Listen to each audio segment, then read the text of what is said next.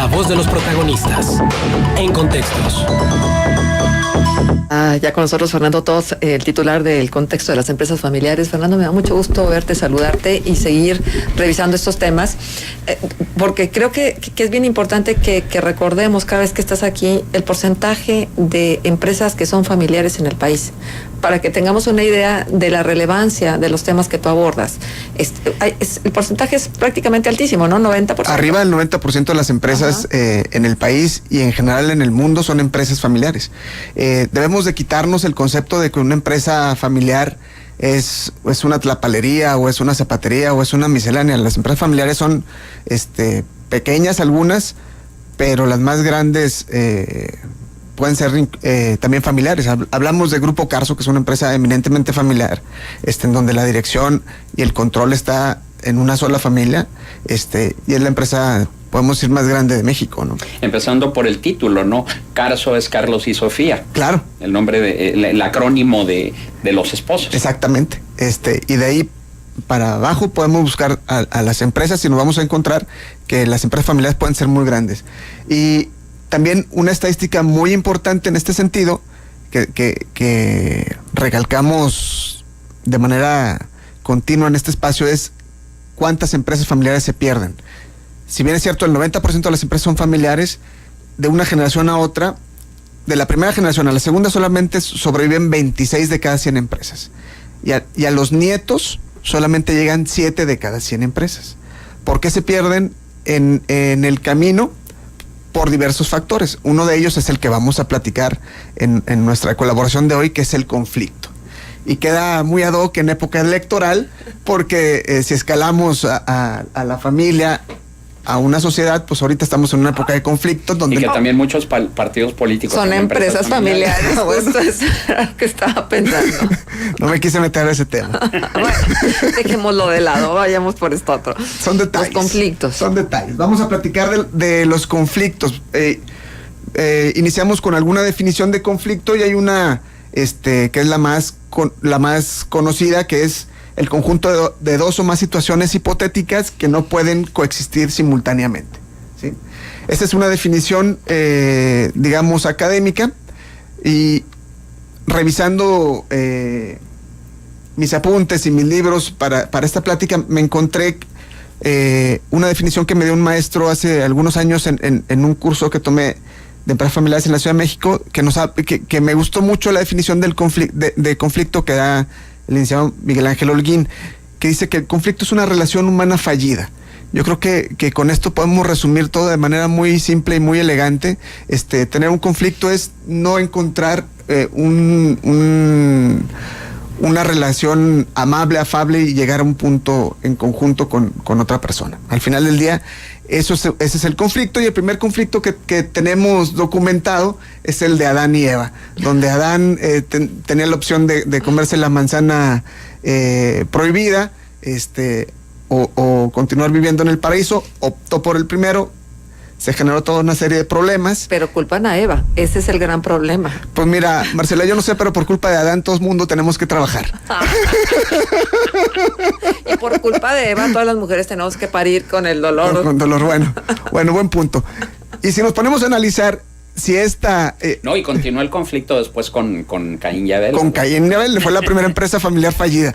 Pero si nos ponemos a analizar si esta historia es real o no, nos vamos a meter ya en otro conflicto, que es a donde no queremos llegar, porque ese no vamos a acabar nunca. Pero vamos a traslapar el tema del conflicto a la empresa familiar, y vamos a platicar qué es lo que detona el conflicto en la empresa familiar, ¿sí? Hay una serie de factores que necesariamente nos vamos a encontrar por nuestra condición humana en la vida de la empresa familiar. No podemos evitar, por ejemplo, la primera causa, la primera fuente del origen de conflicto es tener visiones distintas. Esto no lo podemos evitar porque cuando hay dos cabezas, cada una puede pensar distinto, ¿sí? Y si vamos sumando cabezas, objetivos y proyectos de vida, pues obviamente una empresa familiar puede ir hacia muchos lugares y no necesariamente hacia donde una sola persona, en este caso el fundador, quiera, ¿sí? A lo mejor durante la primera etapa de vida de la empresa sí el fundador puede ir guiando, pero conforme se van sumando los hijos y las familias que participan en la empresa familiar, pues una familia va a querer atender un mercado, o a lo mejor va a tener un proyecto de negocios diferente, o va a querer diversificar, o va a querer crecer la empresa, o va a querer consolidar. O sea, cada uno va a tener un proyecto diferente, y aquí para evitar un conflicto que nazca de aquí, tenemos que conciliar todo esto, ¿sí? Otra de las fuentes de conflicto es las luchas de poder que se dan invariablemente en las empresas familiares.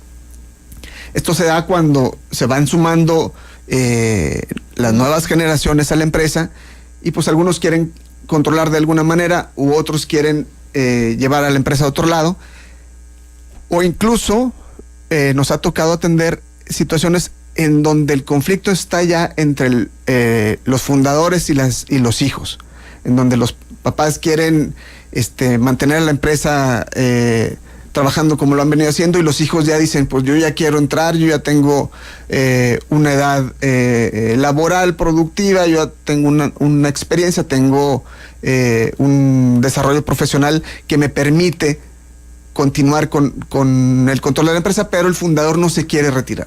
Entonces ahí hay una lucha de poder natural que también puede desencadenar en un conflicto que eventualmente puede poner en serios predicamentos a las empresas. Otra de las fuentes de conflicto son las fallas en la comunicación. Esto es sumamente importante, y lo vemos que es algo tan digamos simple, la comunicación, pero al mismo tiempo es sumamente compleja, porque no siempre las empresas tienen los espacios adecuados para dialogar, para ventilar temas, para atacar los conflictos de una manera, digamos, institucional. Entonces esto provoca que las fallas en la comunicación dentro de la familia para con la empresa, pues nos lleve a detonar un conflicto que puede ser pues tan grave como lo llevemos. Otro de las fuentes de conflicto en la empresa son los roles equivocados. Los roles equivocados es, si yo soy el hijo mayor, dentro de la familia tengo un rol y tengo una actividad determinada y tengo un comportamiento de hijo mayor. Pero en la empresa, a lo mejor yo no soy, dejo de ser el hijo mayor. Si trabajo en la empresa, tengo un cargo, tengo una responsabilidad, tengo una descripción de mi puesto, y así sea director, jefe, gerente, el cargo que yo tenga, tengo que desempeñarme como empleado, no como el hijo mayor o el hijo menor o el papá. O sea, no podemos perder de vista que una cosa es la empresa y otra cosa es la familia. Otro tema que nos bota mucho al momento de analizar los conflictos en las empresas es la estructura organizacional. Lamentablemente en México no hay todavía una cultura que nos permita dentro de las empresas tener un consejo de administración que vaya tomando las decisiones y las decisiones importantes de la empresa, y que vayan orientando los resultados hacia un lugar en específico. Simplemente llegan todos los miembros de la familia a la empresa y se pierde un poquito cuál es el rol de cada uno, ya sea en el organigrama o en el consejo de administración, porque muchas veces las empresas familiares se resisten a crear un consejo de administración, aunque sea pequeño y ejecutivo. Uh-huh. Y por otro lado, los empleados familiares no tienen muy bien determinado su rol, su descripción de puestos. De aquí a aquí me toca. Es que llegan y asumen que son pues parte de la familia, propietarios de la empresa, y entonces llegan pero sin un perfil de puesto perfectamente definido y una serie de compromisos y responsabilidades que tiene que cumplir toda la gente que se emplea o que forma parte de una organización. Entonces eso hace que haya además una fuga de energía, de fuerzas, una confrontación de si tú trabajas más o trabajas menos, sobre todo cuando llegan las nuevas generaciones y hay enfrentamiento, por ejemplo, entre la familia directa, de si tú aportas o no aportas, cuánto vale lo que aportas, cuánto aporto yo, cuánto vale lo que yo estoy sugiriendo para la empresa. Entonces, en lugar de resolver, ahí se hace un nudo gordiano que es bien difícil de desbaratar.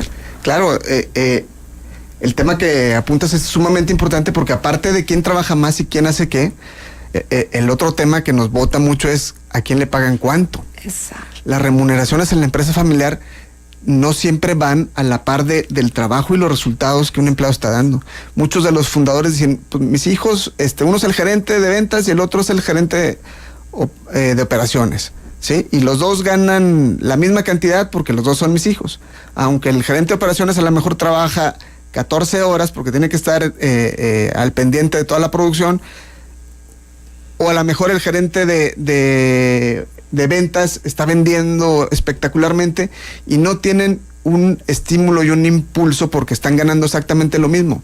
Y aquí nos perdemos un poquito en diferenciar que una cosa es ser dueño y tener acciones de la empresa, lo cual te genera dividendos, y otra cosa es tener un empleo, ¿sí?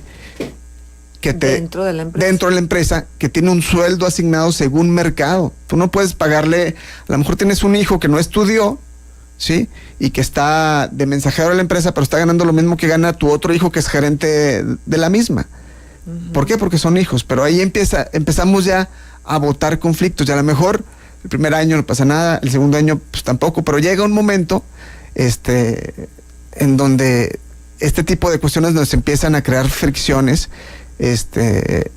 Pero más allá de las fricciones, que es a nivel personal, es los resultados de la empresa. También. Que ese tendría que ser la prioridad para todos, o sea, porque finalmente de la empresa, seas mensajero o seas el gerente de un área, de esa empresa estás dependiendo tú. Entonces, lo primero que se tiene que hacer es que se visualice la empresa, el sostenimiento y el mantenimiento de la empresa como lo prioritario. Definitivamente. Y en México somos muy dados a evitar los conflictos. Uy, sí, y en las empresas familiares más, porque involucramos, además del negocio, que es de donde comemos, involucramos sentimientos. Entonces la familia no le gusta el cambio y no le gusta enfrentar conflictos, cuando en una empresa necesariamente tienes que estar abierto al cambio y tienes que enfrentar los conflictos. Y lo que haces es mantener el conflicto y navegar todos los días con el conflicto en medio, con el desgaste de energía que supone ese conflicto, pero además con repercusiones muy serias para la empresa. Hasta que truenas la empresa, hasta que al final del día truenas la empresa. Por eso la estadística que platicábamos al inicio de este contexto, o sea, de la primera generación a la segunda, solamente 26 pasan de cada 100, o sea, es 26%, y a los nietos solamente llegan el 7%.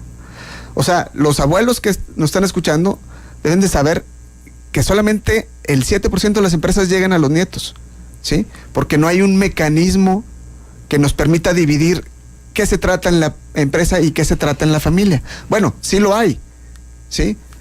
Que es el protocolo de familia, pero solamente el 10% de las empresas en México o lo tienen pensado hacer. Sí, sí. O sea, no, el porcentaje es bajísimo, ¿sí? Uh-huh. Y mientras no tengamos estos mecanismos y estas estructuras y estas herramientas que nos permitan diferenciar, a ver, esto se trata en la empresa y esto se trata en la familia, vamos a estar mezclando los dos escenarios, la familia y la empresa, y estamos creando una bomba de tiempo, porque los conflictos van a detonar, si no del lado empresarial, del lado familiar, hasta que la operación de la empresa deja de ser viable, ¿sí? Y el protocolo de familia, justamente, que me parece un buen tema para platicarlo en la siguiente, en la siguiente colaboración, nos permite negociar y especificar, por ejemplo, cuál es la visión de la familia como familia empresaria. ¿Qué familiares pueden trabajar en la empresa? ¿Cómo se pueden despedir familiares sin afectar la relación familiar? ¿Cómo podemos involucrar o no a las familias políticas? Que también es muy importante. Sí, ese es un súper tema. Sí. Y todo esto, tener un protocolo familiar bien trabajado, nos va a evitar estos conflictos. Y si no nos los va a evitar, vamos a tener el mecanismo para decir, a ver, hijos, a ver, papá, a ver, mamá, tenemos este problema que ya nos está botando, pero ya tenemos un protocolo de familia que negociamos cuando estamos bien, ¿sí? Cuando estamos contentos y cuando no hay ningún problema entre nosotros. Y aquí ya previmos todos estos escenarios en los que podemos encontrarnos, ¿sí? Y como ya los previmos, vamos a ver qué acordamos, ¿sí? Entonces vamos regulando tu librito. todo esto. Son las reglas del juego. Sí, es el librito con el que te manejas en la empresa, pero pues hay que tener el librito. Claro, hay que empezarlo a trabajar. Porque si no improvisamos. Exactamente. Fernando, pues muchísimas gracias por estar con nosotros y por traernos este contexto de las empresas familiares. ¿Nos dejas un punto de contacto? Claro que sí, estoy en Twitter como @FDOTODD y mi correo es tod@heralde.mx. Muy bien, pues muchísimas gracias, Fernando, un gusto. No, hombre, gracias a ustedes.